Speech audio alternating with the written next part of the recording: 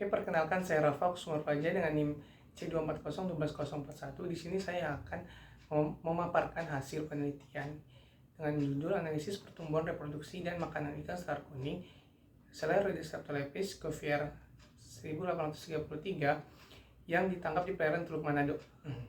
Nah, hal yang melatar belakangi yaitu ada Teluk Manado, yaitu suatu perairan di Indonesia yang memiliki banyak sumber biodiversitas atau keragaman biota lainnya, dimana salah satunya yaitu ada ikan selar kuning, ikan pelagis kecil. Ikan selar kuning ini memiliki banyak nilai ekonomis dan memiliki banyak sekali fungsi ekologis.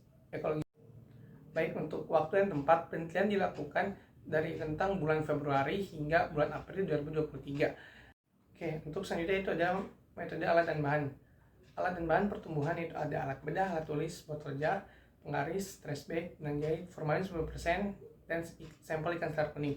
Lalu untuk alat dan bahan reproduksi ada tambahan sedikit yaitu mikroskop, kontur untuk menghitung gonad, foto sampel, dan lain sebagainya. Lalu ada makanan ikan, itu ada alat bedah, mikroskop, latex, handphone, formalin 10%, aquades, dan sampel isi lambung ikan selar kuning. Untuk prosedur yaitu ada pertumbuhan, reproduksi, dan makanan ikan seperti yang tertera. Untuk pertumbuhan secara dasarnya itu ikan dipotong, lalu diambil organnya. Untuk reproduksi, gonad dipotong menjadi 3 bagian lalu dihitung gonadnya. Untuk makanan ikan, isi lambung ikan diambil, ditimbang, lalu dilihat menggunakan mikroskop dan catat hasil dari pengamatan tersebut. Selanjutnya itu ada analisis data. Di sini tertera ada pertumbuhan dan reproduksi, di mana rumus pertumbuhan ada jumlah kelas, panjang bobot. Lalu ada reproduksi. Di sini reproduksi yaitu dari analisis ini, pertumbuhan dan reproduksi, yaitu analisis ini berfungsi untuk pengolahan data, di mana nantinya untuk penyusunan laporan. Lalu selanjutnya ada analisis data makanan ikan. Nah, tertera rumus yang ada pada layar, itu ada panjang usus relatif, ada IEC, indeks estimasi konten, dan lain sebagainya. Untuk distribusi frekuensi panjang di sini terdapat yang tertinggi di selang kelas 115 hingga 127. Frekuensi total terendah terdapat pada selang kelas 180 hingga 192 mm. Nah, untuk distribusi frekuensi panjang, sebarannya yang sudah tertera yaitu pertumbuhan di perairan Teluk Manado ini tertinggi selang kelas 115 hingga 127. Hubungan panjang bobot dapat mengetahui regresi determinasi yang digunakan, yang diperoleh dari data ikan selar kuning. Grafik hubungan panjang bobot total ini 300 ekor ikan selama 3 bulan dengan nilai R kuadrat 0,5989 dengan sebaran rentan 50 hingga 200. Lalu untuk hubungan panjang bobot jantan sebanyak 150 ekor selama 3 bulan, yaitu didapat nilai R kuadrat 0,6608 serta sebaran data rentan 50 hingga 200. Lalu untuk panjang bobot betina gabungan yaitu 196 ekor selama 3 bulan dengan nilai R kuadrat 0,5294 serta sebarannya mulai dari 50 hingga 200. Misalkan grafik faktor kondisi yaitu baik jantan maupun betina selama 3 bulan meliputi Januari, Maret, Februari hingga Maret terdapat selang kelas 102 hingga 114. Dan berdasarkan grafik tersebut diketahui faktor kondisi sangat beragam, itu tidak homogen dan heterogen. Nah, faktor kondisi ini berarti memiliki banyak faktor yang melibatkan dalam aspek pertumbuhan ini. Dilihat dalam grafik tersebut. Lalu juga ada tabel pola pertumbuhan. Di sini ada ikan selar kuning yang ditangkap di perairan Teluk Manado, yaitu dari Januari, Februari, Maret. Pola pertumbuhannya ada alometrik negatif. Lalu tabel pertumbuhan di sini ada Januari, Februari, Maret jantan dengan nilai R kuadratnya 80, bulan Januari 85,16%, lalu Februari 15,41%, dan Maret 78,92%. Dan betina Januari 92%, Februari 21,99%, dan Maret sebesar 49,77%. Untuk selanjutnya ada tabel grafik TKG, di mana TKG paling dominan jantan gabungan terdapat TKG 2 dan TKG betina gabungan paling dominan yaitu TKG 4, di mana hal tersebut mempresentasikan bahwa TKG betina itu sudah siap memijah, dalam arti dalam TKG 4 itu yaitu ikan sudah dalam proses pemijahan.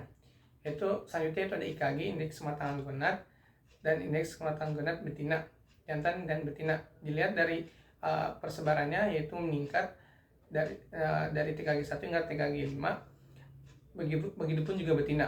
Lalu ada hubungan panjang fekunitas jantan gabungan dan betina gabungan seperti yang tertera dalam layar, di mana hubungan panjang fekunitas sebenarnya tren lainnya yaitu tidak ada peningkatan secara signifikan maupun penurunan secara signifikan, karena ada beberapa faktor yang mempengaruhinya. Itu ada diameter telur gabungan, di mana persebarannya yaitu partial spawner, di mana ikan memijah dalam satu periode itu tidak satu waktu. Dalam satu periode tersebut ikan memijah dalam beberapa waktu. Lalu ada tabel nisbah kelamin, di mana Januari jantan dengan exit lebih besar daripada X-type, dengan kesimpulan tidak sama dengan 1:1, dan total keseluruhan yaitu dengan jumlah jantan 144 dan betina 196 didapati nilai X-type lebih kecil daripada X-hit, dan kesimpulannya yaitu tidak sama dengan 1:1. Dan dari tabel tersebut juga bisa dilihat bahwa proporsi kelamin yang ikan jantan betina di perairan Teluk Manado itu tidak seimbang, dikarenakan beberapa faktor yang mempengaruhinya. Oke, untuk selanjutnya itu hasil pembahasan dari makanan ikan, di mana indeks bagian terbesar gabungan makanan utamanya yaitu adalah Plerosigma dengan nilai 51%, dan untuk sama juga seperti betina, jantan juga Plerosigma sebesar 50%. Nah, namun pada betina ini 43%. Oke, untuk tabel luas relung terdapat nilai jantan yaitu 0,137 sekian dan betina 0,15 sekian, di mana tabel luas relung ini menandakan bahwa ikan jantan dan betina sangat selektif memilih makanannya. Bisa dilihat dari tabel sebelumnya di indeks bagian terbesar, di mana makanan ikan jantan dan betina terbesar yaitu Plerosigma yang menjadi makanan utamanya. Jadi ikan tersebut tidak mau makan makanan utamanya selain Plerosigma. Lalu untuk selanjutnya itu adalah tabel tembak tindih.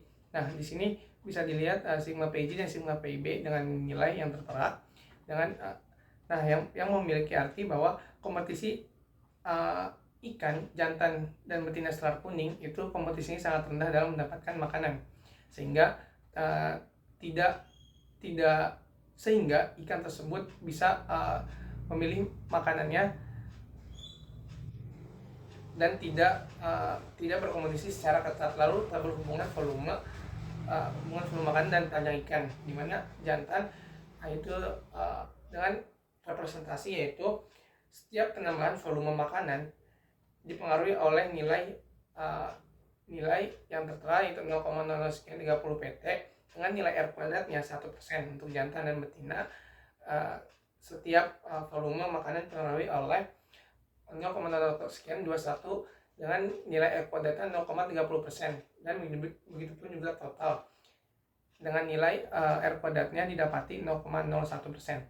Lalu untuk panjang usus relatif bisa dilihat nilai makroskopisnya kurang dari 1, yaitu 0,5013.